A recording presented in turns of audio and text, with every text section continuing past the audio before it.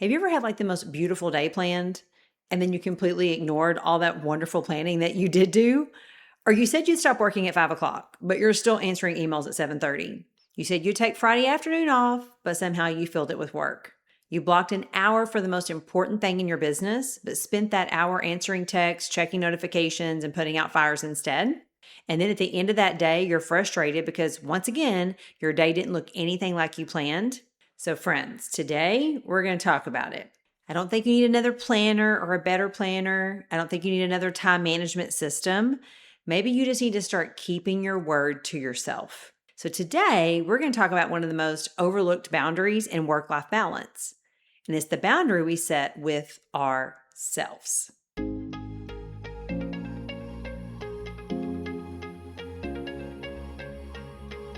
Are you a Christian entrepreneur feeling overwhelmed and burned out, struggling to find balance in your business and life? Well, you're in the right place. Hi, I'm Bridget, a wife, an entrepreneur of over 23 years, a mindset coach, and a woman who loves the Lord. I help you move from burnout to balance through simple daily systems that bring peace back into your business and your life. If you're ready for some simple strategies, real life resets, and a little encouragement to help you feel hope again, take a deep breath, close a few of those tabs in your brain, and let's dive in together. And before we dive in to talk about some boundaries, I just wanted to remind you that we do have a great Facebook community where we drop just inspiration. We drop our episode every week. It's just a place to connect with other female entrepreneurs. So if you would like to know more about that, look in the show notes section. There is a great link there for that, as well as my free guide that is just some tips that I've learned over my years of burnout that might bless you. And again, thank you so much for listening, for sharing with your girlfriends. I'm excited for this episode. So let's go ahead and get started together. I've taught this concept to my team before because I've watched it happen over and over again as an entrepreneur with over 23 years of building a business and teaching other women to do the same. You know, we make a plan. We get excited about a new planner. We get excited about systems and creating a plan for our week that works for us.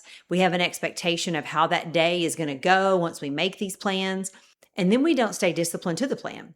So then there's the huge gap between what I thought today would look like and what today actually looked like. And the gap creates frustration. It creates overwhelm. It creates this feeling of, I worked all day. What did I actually get done?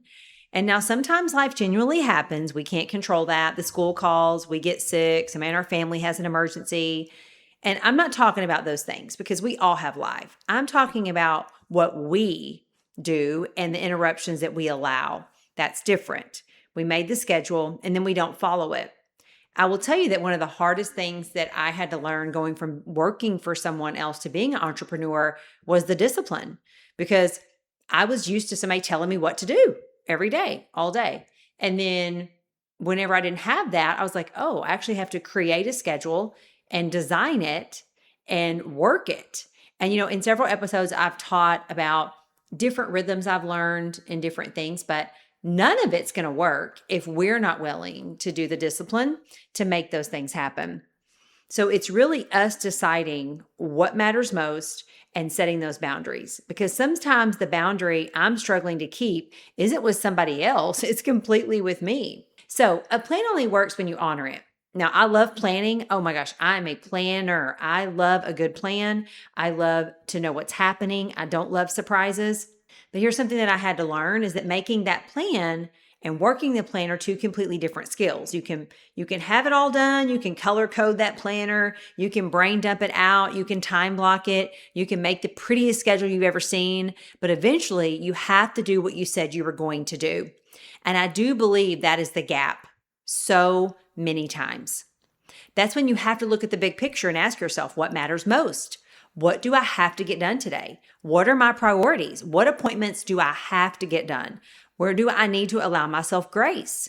What is my best yes today? Making those decisions when I'm thinking clearly, so that way when the day gets crazy, then my job is to continue to work the plan. So I just want you to imagine that if you had a regular job and you had this schedule, and let's say that a certain event happened. Maybe a friend called, told you they maybe had a flat tire. Okay. And normally you would want to jump to that as an entrepreneur because you can. And that's the beauty of flexibility, you guys. Please hear my heart. But what if you had a job and they called you and said, hey, I have a flat tire? You may find them a roadside service that can help them with that. You may not be the person, you might be a resource to the solution. And so I often think we have to step back and ask ourselves, so what would be the best way to help this particular situation? Maybe you already have a day lined out with very important critical deadlines for your business. And then sometimes, I'll be honest, we actually allow distraction because I call it creative avoidance. It's things we know we need to be doing, but maybe we don't really want to do them. I mean, let's be clear. Every business has things that we don't love to do. I love my business, but I don't love every single piece of it. There's parts that I'm like, okay, I could do without having to do that certain thing, but I do love this part of it. So I used to find myself early on in my business, I would literally allow myself to do anything besides have to make maybe a customer call. I'd iron clothes or anything that I really didn't want to do, but I wanted to do that more than actually doing the thing I was afraid of. So sometimes it's not that the plan doesn't work and the plan isn't great. It's that either A, we're allowing too many distractions, or B, we're actually excited for the distraction because we've got some creative avoidance going on and we're actually allowing ourselves to be distracted on purpose. It's like, okay, what else can I do so that I don't have to do the thing? Have you ever done that before? Oh my gosh, I've done that more times than I care to admit. So your job is to work the plan. If you're an employee right now and you want to be your own boss, then this is what you have to do. Right now, somebody's making your schedule for you. And then you have the privilege that you get to make your schedule. And there's freedom in that. But there's also the freedom in knowing that we don't have to work the schedule. And so there's the balance. And so I think we have to just be really honest with ourselves and ask ourselves that. Am I disciplined enough to be able to work the plan? Because that's really, my friends, where the rubber meets the road when it comes to success. I always say, and I heard this quote from one of our top leaders in our company, is successful people do what unsuccessful people are unwilling to do. And I think one of those is making a plan and sticking to it. So you want to ask yourself questions when you're creating your schedule. Do we treat those commitments with the same respect you would if someone else put them on your calendar? I want you to think about that. If you worked for someone and that day was laid out for you, would you work that day differently and with more commitment if somebody told you you had to do it versus you getting to decide if you want to do it? That's really, really important. Your commitments matter. Your commitments show God that you're serious about building your business. Your commitment matters because it's showing you that you can trust you, that you actually are serious about building your business and honoring boundaries that you need to honor when it comes to your schedule. So every time you break a boundary with yourself, just being honest, you're weakening your self-trust. I think this is where it gets deeper, because imagine telling a friend, I'll meet you tomorrow at 10, and then you don't show up. You do it again the next week and again. And eventually, she's going to stop trusting that you're actually going to be there. We can do the same thing to ourselves. I'll stop working at 5, but we don't. I'll take tomorrow afternoon off, but we don't. Over and over and over. I'm going to do my quiet time before I pick up my phone, but we don't. This is why I don't think it's only about time management. I think it's also about just self-trust. It's every boundary you set with yourself and making it negotiable. Eventually your brain learns she doesn't really mean it. I know that sounds so crazy, but it's true. We keep letting ourselves off the hook and then we don't trust ourselves. I do believe, though, I think this is where grace matters.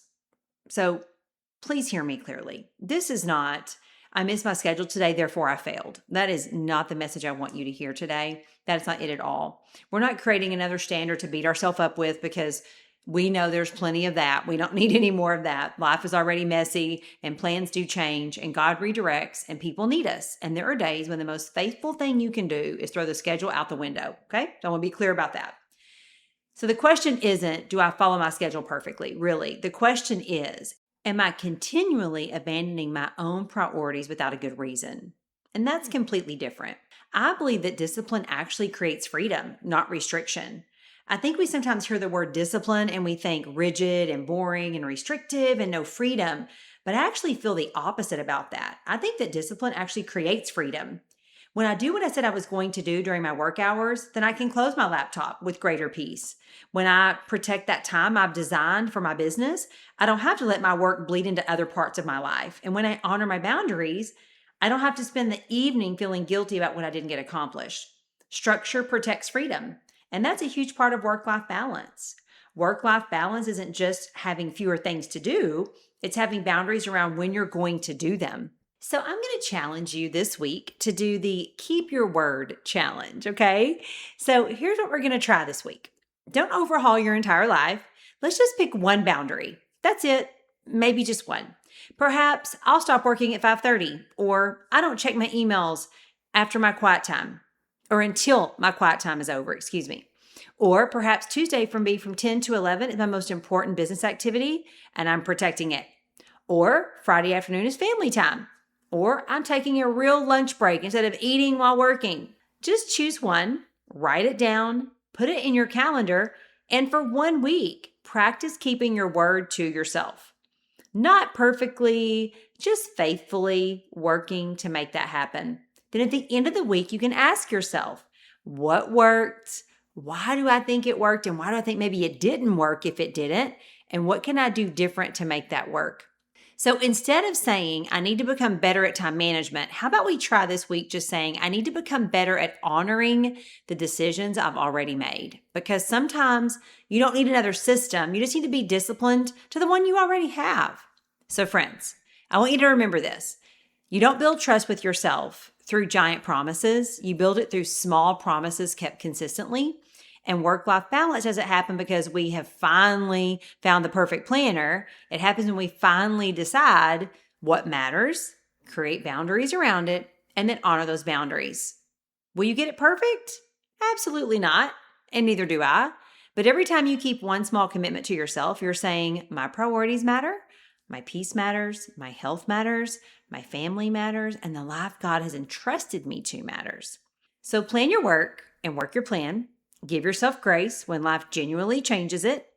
And then tomorrow, you can begin again. So, how about we try that this week? And let's just see how it goes. And I would love to hear from you on how this did work for you, setting that one simple boundary. So, send me an email. Let me know. I would love to hear how this week went for you. And I hope you have a great week. We'll see you next time. Bye-bye. Hey, friend, I hope this gave you a little more clarity and a whole lot of hope today. And if it did, would you share it with another Christian entrepreneur who's juggling all the things too? And if you haven't already, leave a quick review. It helps more women find this space. And remember, you don't need a full restart. Maybe you just need a simple reset. Small steps done consistently really do create change. And there is so much hope in that. So take a deep breath. Today is a new day, and you've got this. And I can't wait to see you next week.